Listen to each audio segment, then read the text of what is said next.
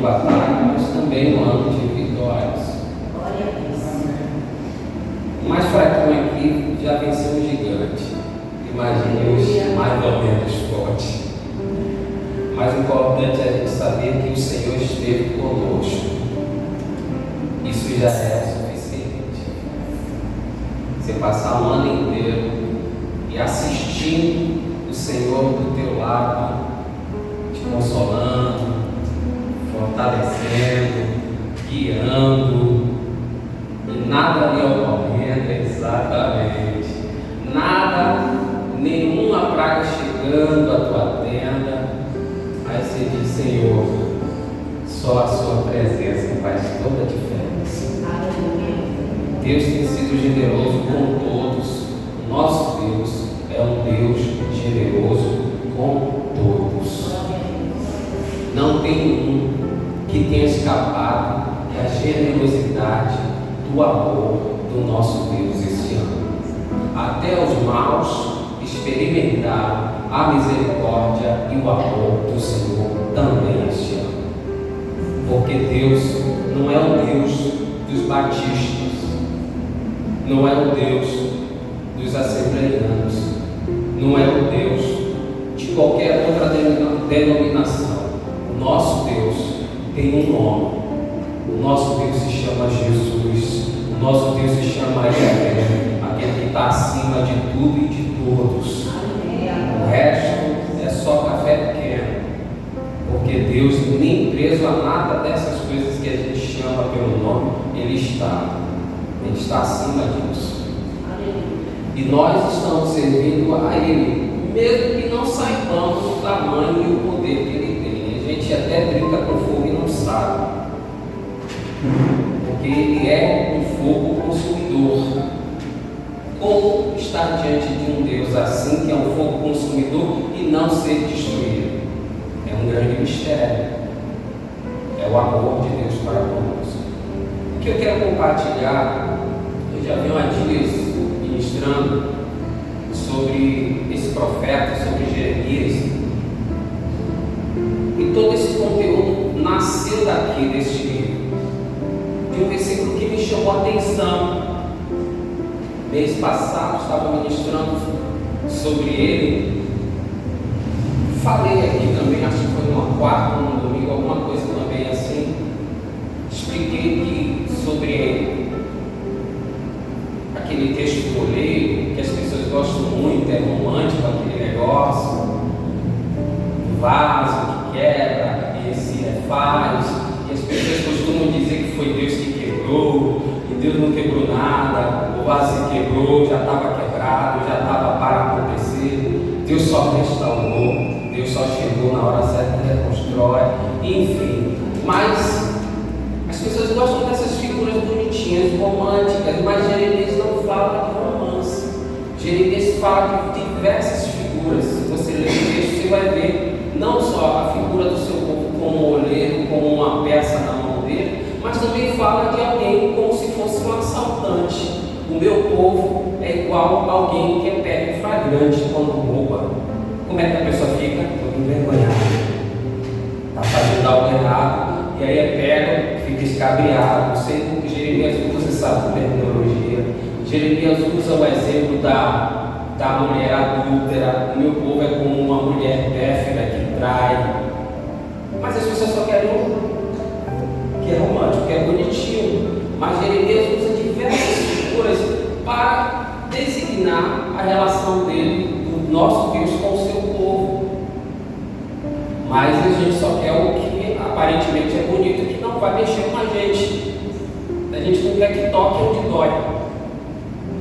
Mas, e aí passei a refletir, há meses refletindo sobre a dinâmica desse livro, e o papel dele, e a importância dele para os dias de hoje, porque hoje em dia está difícil você falar. Quando você começa a falar a verdade, você vai vendo as caras e bocas, você vai vendo as pessoas se ajeitando em banco, você vai vendo pessoas se saindo, pessoas já planejando coisas contra você, achando que você está usando o texto para um pretexto, quando na realidade você só está explicando ainda o texto.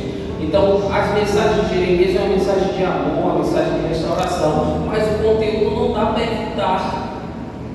Ou a gente ensina as escrituras, ou a gente ensina coachismo.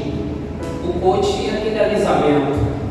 Você está vendo que está tudo errado, você está vendo que tem coisas que não está batendo, aí você tem que dizer, está ótimo, está lindo. Mas você sai dali com aquela consciência, não estava tão lindo assim. E assim, Jeremias viveu o seu tempo.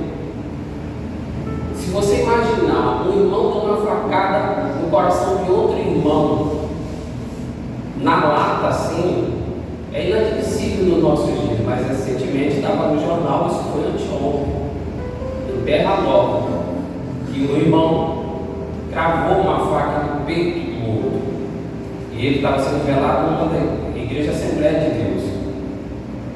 É absurdo esses casos, como a gente está vendo aí, de pessoas que querem dinheiro a qualquer custo. O outro está trabalhando, tá bom, pega uma arma e atira. Se você não me der, se você não fizer o contrato, as pessoas estão ficando desse jeito. E a gente está vendo que não dá para negar que a coisa está pior do que o que a gente imaginava. E ficar passando a mão na cabeça e ficar brincando, não pregando a verdade, só piora. Só faz essas pessoas e o mundo continuarem achando que eles são bons, e eles não são. Nós sabemos que viemos de lá, nós não somos bons.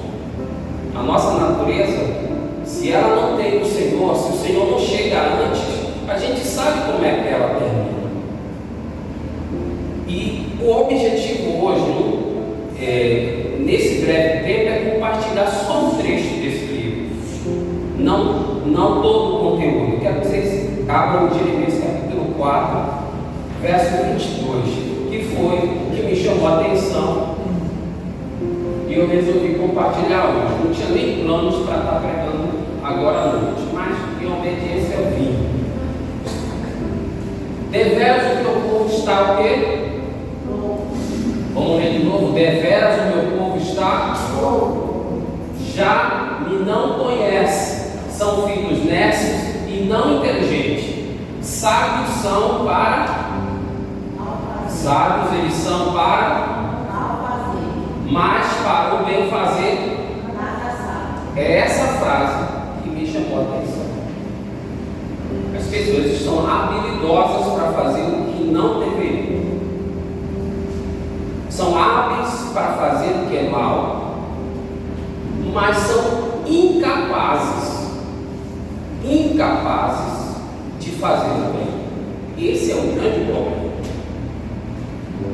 Eu tenho uma habilidade e exercito essa habilidade para o mal, para o prejuízo alheio, para tirar o sangue do outro, para roubar o outro, para fazer o mal ao meu semelhante, ao invés de fazer o oposto, usar a habilidade, toda a habilidade para fazer o bem, para fazer o certo, que eu sei que é.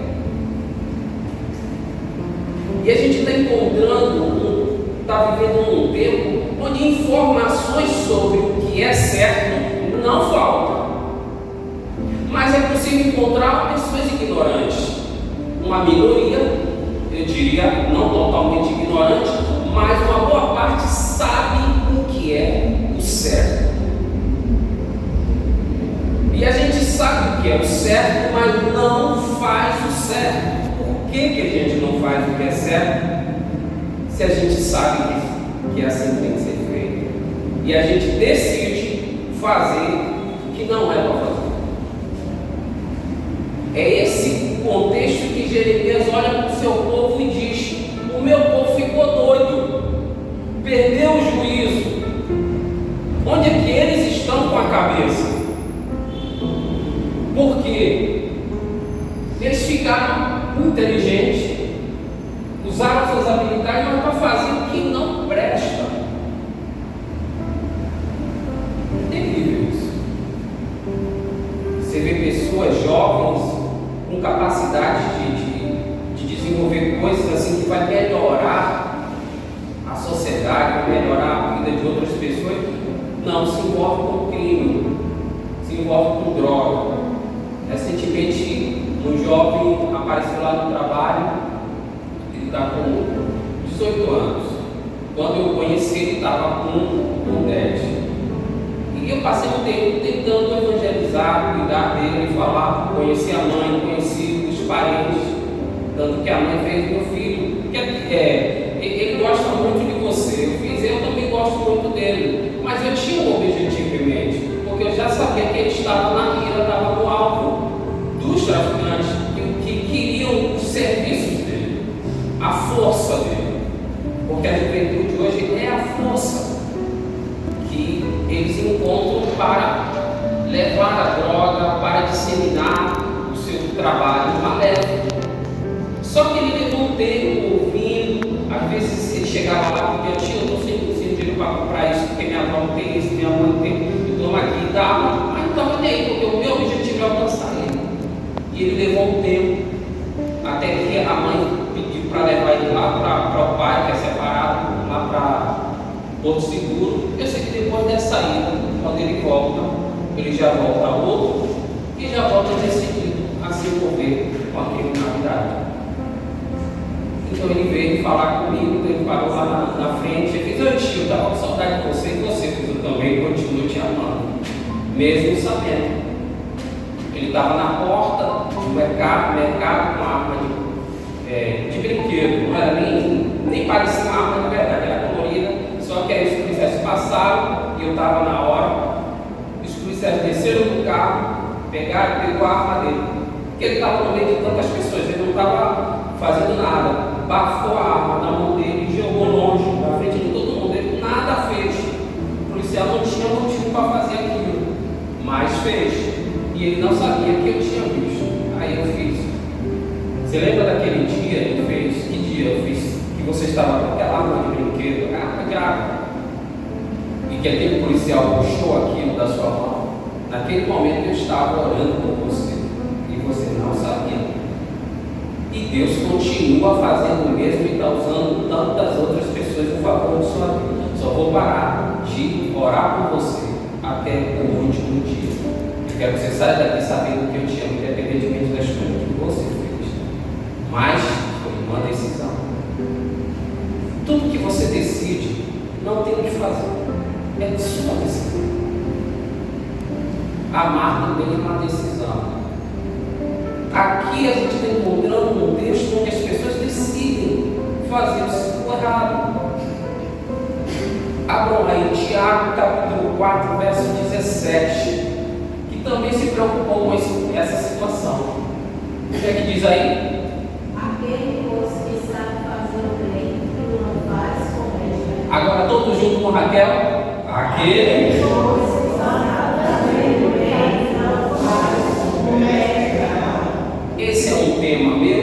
Não, está nas escrituras. É moda? Também não. Isso é um problema antigo, estava no tempo de Jeremias e agora está no tempo de Tiago. A pior coisa é você fazer alguma coisa consciente. É um pecado consciente.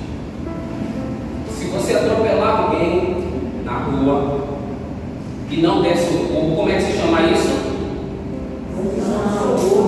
E é o quê? É o quê? Crime hediondo. Por que é hediondo? Porque você sabe que era para ter sido feito. O correto era o quê? Socorrer, evitar que morresse. Mas alguns não evitam isso, alguns só pioram. Sabe que vai morrer e faz o papel do omisso.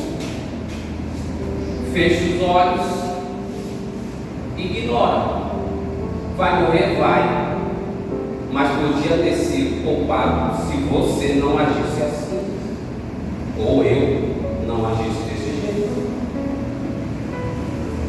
Por isso que é importante, quando a gente sabe o bem que precisamos fazer, que é conhecido, não é o bem desconhecido, é o bem conhecido. Aquele que sabe. O assunto aqui é com quem sabe. E eu acho que isso tem a ver conosco. Não tem a ver com quem está lá fora. Tem a ver conosco, porque nós julgamos saber o bem. E às vezes chegamos, botamos o dedo na cara das pessoas lá fora e dizemos: é isso, é aquilo, o cara de político, de não sei quem. Nós somos autoridade, a gente sabe, a gente se porta como quem sabe fazer. O problema é quando quem sabe não faz. Eu tenho conhecimento, mas não tenho força para realizar o bem que eu já sei que é para fazer. Esse é o grande problema encontrado por Jeremias e o seu povo, é o grande problema encontrado por Tiago e a sua comunidade, que envolvia gente rica, envolvia viúvas, envolvia justiça de tudo quanto é lado. O contexto de Tiago é um pouquinho diferenciado do de Jeremias, mas o DNA é o mesmo. As viúvas eram ignoradas, os que tinham alguma coisa não estavam nem aí chegando, eles poderiam ajudar o necessitado, mas não queriam nem saber disso. Eles estavam muito preocupados com eles mesmos. Se você for ver 1 Coríntios capítulo 10, 24, pode projetar aí, você vai ver escrito. 1 Coríntios 10, 24. Ninguém busque o proveito próprio, antes cada um do que é do outro. Buscar proveito próprio é saber o que é para fazer e não fazer. Militar em questões pessoais, particulares, é cometer maldade consciente. Nós, cristãos, fomos chamados para servir as pessoas, servir ao mundo, servir a todos. Se você tem o mínimo, é com o mínimo que você serve. Se você não tem 10%, então faz com 5% que você tiver. Mas você e eu fomos chamados para servir. E não podemos nos omitir. Não importa que contém a pessoa, não importa o nível social dessa pessoa, e você deve fazer o que tem que fazer, não pelo motivo dessa pessoa ficar tocando uma bandinha atrás de você, dizendo: oh, parabéns, fulano de tal me ajudou, fulano de tal me socorreu. E isso é a coisa mais ridícula que se pode fazer. E é Jesus que critica isso em Mateus 5, quando você der uma esmola, quando você fizer qualquer coisa, quando você orar, quando você ajudar o outro, faça tudo secretamente, só seu pai e você e o indivíduo deveria saber, para que Deus seja glorificado por essas pessoas. Mas a gente está vendo a coisa de ponta cabeça, invertida. O que eu quero enfatizar aqui é que este objetivo de fazer o bem, nós temos que orar ao Senhor, porque ninguém escapa disso. Todos nós cometemos falha nesse ambiente. Não tem um que não tenha sido omisso em alguma situação. Nós falhamos. Quantas vezes pessoas ficaram tristes por não ter conseguido ajudar alguém e ter que assistir aquela pessoa ir embora ou até morrer, e você ficou assim, meio com braços cruzados: Senhor, eu estou triste, eu queria ter feito alguma coisa. O meu peito aperta, a minha consciência diz que era para eu ter feito, mas agora eu não estou fazendo e já é tarde demais. Eu preferi, eu escolhi fazer o que eu não fui ensinado. O Senhor não nos ensinou a fazer o que é mal, o Senhor nos ensinou a fazer o que é bem, o que é bom. Mas não é o bem que é conveniente a você, é o bem que é bem para você e é bem para os outros. O amor é assim: amai-vos uns aos outros como a ti mesmo. O que você quer para você, você deve oferecer o mesmo para o outro, porque você não é diferente do outro. Se você come caviar, o outro deve gostar do mesmo caviar que você come. Se você dorme e dorme bem, o outro também precisa de uma cama também igual a sua, melhor que a sua.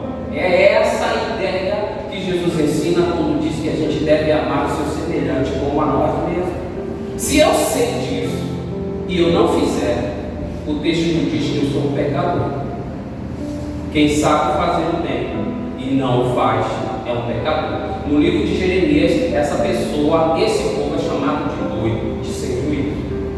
O meu povo é sem juízo, porque eles são habilidosos para fazer o que é mal. E quando o Senhor falou a Jeremias, sabe o que estava acontecendo? Jeremias já estava pregando para o reino do sul. Tem o reino do norte e o reino do sul, Israel e Judá. O povo de Judá era pior do que o povo do norte. Por que pior? Porque o do norte era escancarado. O do norte, com os seus reis, não estava nem aí. Subiam, sacrificavam lá, Baal, faziam o que queriam, não estava nem aí. Mas o de Judá, eles eram discipulados, eles fingiam. E o rei Joaquim começou a fazer reformas superficiais no país, mas o povo continuava subindo para sacrificar outros deuses. Por isso que o Senhor olha para eles e chama de prostituta, de adúltera, porque eles queriam Deus e queriam ao mesmo tempo fazer os seus cultos pagãos. Aí o Senhor diz: não, isso aí não é o que é puro. E o Senhor chama Judá de falsa. Judá é falsa, porque ela olhou para o reino de Israel, que eu puni e deveria ter aprendido a lição com eles, não aprendeu, passou a fazer pior. Aí o que foi que aconteceu? O Senhor fez vir o cativeiro e puniu os dois reinos. Mas ficou indignado com Judá, porque Judá deveria ter aproveitado a chance. E tem que, se Deus fez isso com fulano, com o reino do norte, acho que é melhor me emendar, porque Deus é justo. Se Deus puniu aquele que ele disse que é a menina dos seus olhos, o que vai acontecer conosco? Acho que é Pedro que diz isso. Se o julgamento de Deus vai começar pelos da sua casa, o que é que vai acontecer com os de fora? Nem quero pensar. Para encerrar, eu quero ilustrar isso com uma situação que está em Gênesis capítulo 26. É uma história que a maioria já conhece, mas é uma história muito bonita. É uma história de alguém que sabe o que é o bem e está fazendo, sabe o que é o certo, independentemente das dificuldades, das perseguições, das coisas que lhe ocorrem. Ele não muda, ele é aquilo e pronto. Você foi chamado para ser filho e filha de Deus e está feito. Nada pode mudar isso. Não aceite fazer outra coisa a não ser filha de Deus. Se você é um espírito, se você é salvo, salve. Se você é de Deus, seja de Deus. Seja de Deus até debaixo d'água, seja de Deus sem dinheiro, seja de Deus com dinheiro, seja de Deus perseguido, seja de Deus em bonança, mas seja de Deus. De Gerar foram ter com ele Abimeleque, verso 26. De Gerar foram ter com ele Abimeleque e seu amigo Alzate e Ficol, comandante do seu exército. Disse-lhe Isaque: por que viestes a mim, pois me odiais e me expulsastes do vosso meio?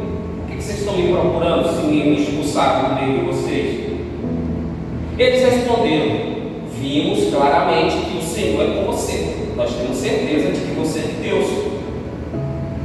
Então disseram: haja agora um juramento entre nós e ti, e façamos uma aliança contigo. A gente veio aqui para fazer espaço, para ver o que é justo para mim e para você. A gente sabe que a história aqui é justo para eles, não para o Isaac. Jura que não nos fará mal, como também não te havemos tocado, não fizemos mal a você, mentira. E como te fizemos somente o bem, outra mentira. E te deixamos ir em paz, outra mentira. Tu és agora, o que é que diz? É do fingimento. Mas uma coisa é verdade, eles sabiam que o Isaac era um abençoado do Senhor e pronto, isso é verdade, o resto é tudo mentira. Então Isaac lhe deu um banquete. E o que fizeram? Comeram e beberam. Você faria isso? Eu já vi gente dizer que não. Levantando-se de madrugada, juraram de parte a parte, vão fazer esse acordo. Isaac os despediu e eles se foram como? Eles se foram em paz, acabou a guerra, vai lá. Neste mesmo dia, olha o que aconteceu. Vieram os servos de Isaac e, dando-lhe notícia do poço que tinha cavado, lhe disseram: o que é que disseram? Deus abençoou ele. Aleluia. Abençoou porque ele não mudou de natureza. Ele continuou fazendo bem. O teu inimigo teve fome, ele diz: vem cá e vai comer e beber. O teu inimigo teve sede, ele diz: bebe. Ele não deu mal? Mal. Essa é a parte mais interessante. Neste mesmo dia, ao poço chamou-lhe Seba, por isso Berseba. E o nome daquela cidade, até o dia de hoje, tem Esaú 40 anos de idade, tomou por esposa a Judite, filha de Beeri, Eteu, e a Besemate, filha de Elon, o Eteu. Ambas se tornaram amargura de espírito para Isaac e para Rebeca. Por que eu escolhi esse exemplo? Porque aqui está bem claro, ninguém precisa fazer esforço nenhum para entender que quem fizer o bem vai ser recompensado. O tempo vai passar anos e anos e anos. Está lá, está depositado, está acreditado na tua conta todo o bem que você está fazendo. E se você está fazendo porque você sabe que é o certo, melhor ainda, porque você nem vai ficar exigindo de ninguém que lhe devolva o que você deu. E se você der e a pessoa ainda passar e ainda der tapa na sua cara, você vai dizer: oh, vai embaixo. Você não vai nem ficar dizendo: olha, eu ajudei, e agora está fazendo isso. Você nem pensa nisso, porque isso tem a ver com o que você é. Isso não tem a ver apenas com coisas que você está fazendo para ser visto. Aquilo é a sua natureza. Olha para Jesus. Jesus nos amou sendo nós ainda pecador. Nós não fizemos nada, nem demos nada a Ele, mas Ele nos abençoou. E Ele cobrou da gente alguma coisa, lançou na nossa cara um intuito maldoso? Não, até hoje o amor dele está nos constrangendo todo dia, porque eu e você sabemos que não era nem para estar aqui. Não era. Mas todos os dias você encontra aquela voz suave, mansa, dizendo: eu amo vocês. Aleluia. Eu dei a minha vida por vocês. Eu daria o mundo todo por vocês. Todos os dias você vai ouvir isso, meu. Até quando você não consegue aceitar isso, Ele continua te dizendo: eu amo você. Eu estou com você. Imagine você abrir vários poços e as pessoas entulharem. Você abre um, fazer poço não é fácil.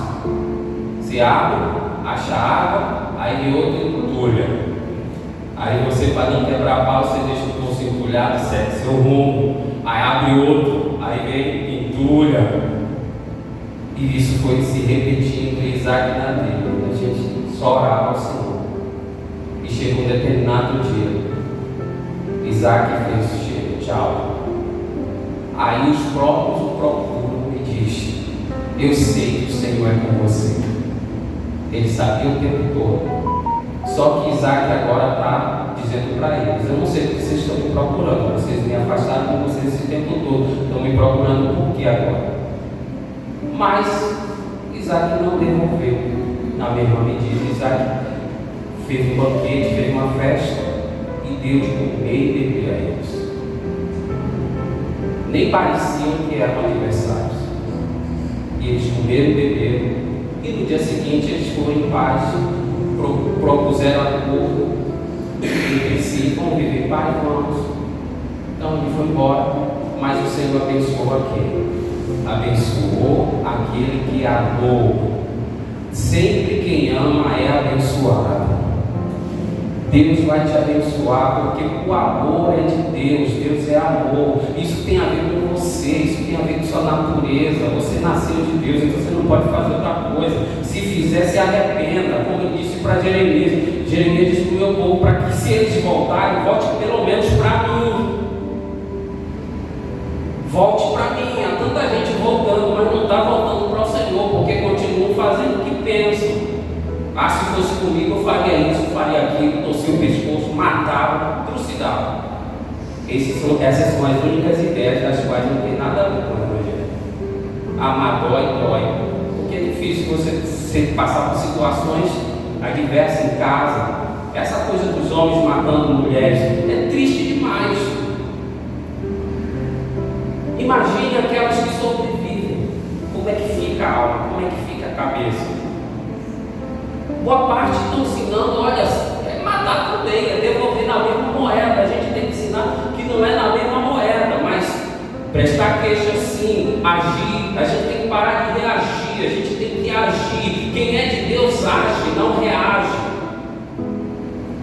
Nós somos responsáveis. Tiago chama a gente a assumir a nossa responsabilidade pelo bem. Quem vai fazer esse bem sou eu que sei. E vou fazer. Não vou fazer de conta que estou fazendo. Eu vou tratar meus pais melhores, vou tratar minha irmã, meu irmão, vou tratar meus amigos, patrão, o empregado. Eu vou fazer o bem, porque eu sou outra pessoa. Ai, vou me chamar de besta, vai me chamar de otário, vai me chamar de não sei o que você é isso. Ah, se fosse você, o problema. Eu não tenho nada com a opinião de ninguém. Eu tenho a ver com o que o Senhor está fazendo em mim e comigo. Você não depende da opinião dos outros. Você tem que ser o que você é. Jesus perguntou, discípulos por perguntar, mas Jesus sabia quem ele era. Jesus disse: o que estão dizendo aí ao meu respeito? Um disse que o Senhor é João Batista, outro disse que o Senhor é tal. Aí um diz: você é o Filho de Deus. Aí Jesus disse: não foi nem carne que revelou a você, porque vocês diriam o mesmo que todos os demais, mas só o Pai revelou quem eu sou. Mas Jesus viveu de acordo com o que ele era, e ninguém mudou ele, e ninguém alterou nada dele. As dores que ele passou, que ele sofreu, foi tão intensa que nenhum na face dessa terra aguentaria. Eu não sei de quem passou por coisas piores do que essa, e ainda assim olhar naquela cruz e dizer: Pai, perdoa, porque não sabem o que estão fazendo. Sabe o que é para fazer, mas não sabe o que está fazendo. Eu sei o certo, mas não sei por que eu estou fazendo errado. Vamos orar ao Senhor, para que o Senhor, esse ano que vier, se nos permitir, Ele nos ajude para a gente assumir a nossa verdadeira identidade como filhos de Deus, semelhante ao seu Pai, porque o objetivo é ser perfeito, completo com o Pai. O Filho e o Pai compartilham o mesmo DNA. Se as pessoas verem você o que viram em Jesus forte, elas se converterão. Mas se elas olharem para nós e verem um tipo de comportamento, um tipo de olhar, um tipo de atitude que só separa, divide e prejudica, elas vão olhar para Deus e vão dizer: não sei, que filhos são esses que você teve? Deus só tem filhos de acordo com sua natureza. Senhor, nós te agradecemos.